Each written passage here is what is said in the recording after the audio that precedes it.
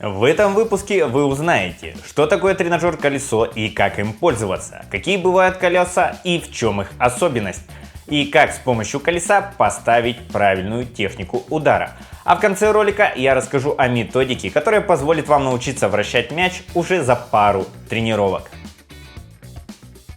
Вы, наверное, не раз видели такую штуку в интернете и задумались, а может и вам такую взять?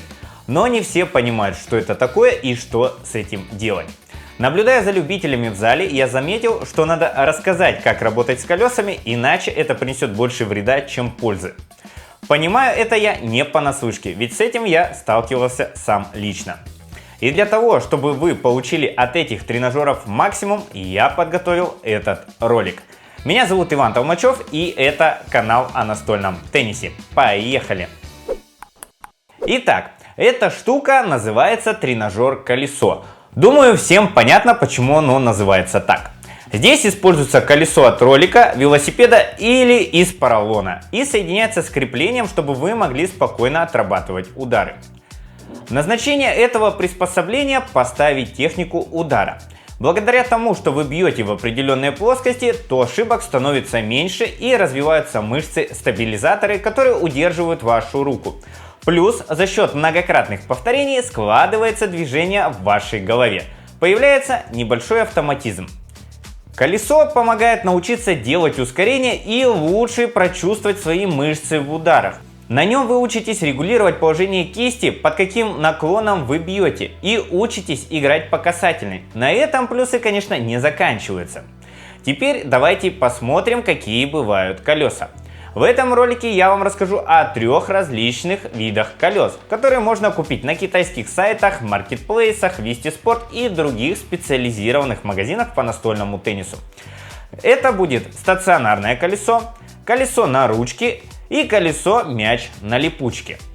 Почему именно эти 3? Мне и моим ученикам они больше всего нравятся. Во-первых, по эффективности, во-вторых, по тактильным ощущениям. Эти колеса достаточно понятны, когда вы бьете, и понятно, что происходит. И, конечно, удобство использования. Не надо по полчаса вставлять палки в разных плоскостях. Установил и поехал. Давайте разберемся, в чем особенности каждого из колес. Стационарное колесо. Это колесо, которое крепится к столу. Как правило, оно жесткое и используется для постановки формы удара. Из-за жесткости оно отдает в руку и помогает быстрее почувствовать ракетку и свою руку. Этот формат колеса очень полезен на начальном этапе, так как ученик учится базовым ударам, и здесь он может научиться обрабатывать мяч по полукругу. Требования к этому колесу, чтобы оно было среднего диаметра или меньше. Это я отметил не просто так. Когда мы тренировались в 2000-х годах, нам по наследству достались огромные колеса от велосипеда «Урал», и мы тренировали широкие движения. Может, тогда это было еще актуально, то сейчас с новой техникой и скоростью игры такое колесо противопоказано и испортит ваше движение уже на старте. Поэтому колесо небольшое. Есть еще стационарные колеса маленького диаметра в виде колеса от роликов, они больше для отработки топ-спинов и ускорения. А среднее колесо для плоских ударов и для базовой постановки таких элементов, как срезка, накат, топ-спин и подрезка. Играя по этому колесу, лучше брать деревянную ракетку, которую не жалко, потому что если вы ударите по ней своей ракеткой, через пару ударов у вас порвется резина. Это конкретно по этому колесу. Если вы возьмете поролоновое, то по нему можно играть своей ракеткой. Поехали дальше. Колесо на ручке. Колесо на ручке – это одно из ноу-хау Алексея Ефремова, которое он постоянно использует для тренировки профессиональных спортсменов. В чем его фишка? Поролоновый диск крепится к палке, которую можно держать второй рукой и выполнять любые удары по колесу.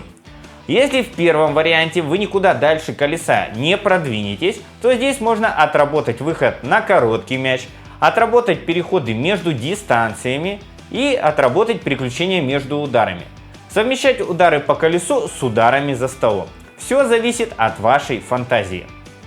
Главное преимущество этого колеса, что можно играть своей ракеткой и потом это будет легче повторить за столом.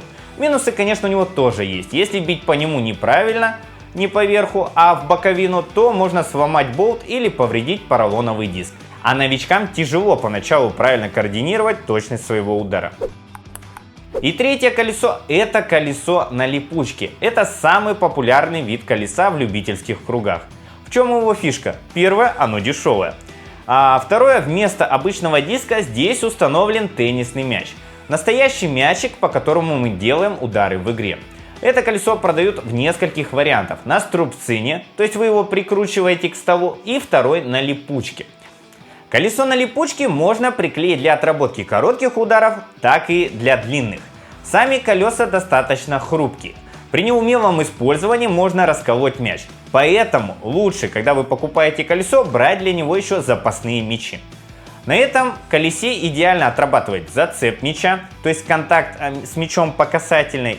Благодаря тому, что колесо в виде мяча, вы четко слышите и видите, насколько хорошо вы вращаете мяч. Оно помогает поставить обработку мяча, которая происходит на топ-спине, и прокачать свои подачи. Но знание о колесах лишь вершина айсберга. Поэтому я подготовил для вас курс по домашним тренировкам, в который включил для вас комплекс упражнений на всех 3 видах колес, которые помогут вам научиться вращать мяч, поставить технику топ-спинов справа и слева и, конечно же, отработать технику перемещений. Все задания выстроены в одну систему и помогут вам быстро освоить любой удар. Чтобы ознакомиться с курсом, переходите по ссылке в описании. Повторим, в чем фишка колес. Стационарная помогает поставить технику удара, научиться управлять своим телом, помогает быстрее почувствовать удар. Колесо на ручке позволяет комбинировать удары с настоящим мячом. Благодаря мобильности можно отрабатывать удары в разных плоскостях и дистанциях. Даже отрабатывать подачи. Колесо на липучке позволяет научиться цеплять мяч, научиться чувствовать ускорение и прокачать все элементы, которые вы применяете в вращении. Эти колеса дополняют друг друга и могут чередоваться между собой в зависимости от того, какие вы ставите перед собой задачи. И как обещал, расскажу, как выстраивается занятие на колесе. Представим, что вы хотите научиться делать топ-спин справа. У многих это выглядит так. Они начинают быстро колотить просто на количество и держать локоть, чтобы правильно выполнить удар. В итоге они получают деревянное движение и ломают себе технику и, не дай бог, получают травмы. Честно скажу, это проверено даже на моем личном опыте.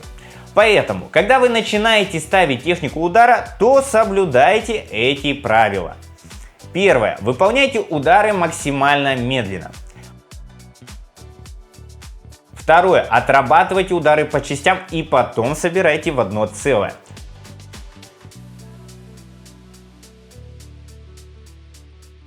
Третье. Во время ударов старайтесь почувствовать свои мышцы. Как у вас сгибается рука, какой частью ракетки попадаете по колесу, как работают ноги, поворачивается ли корпус и так далее.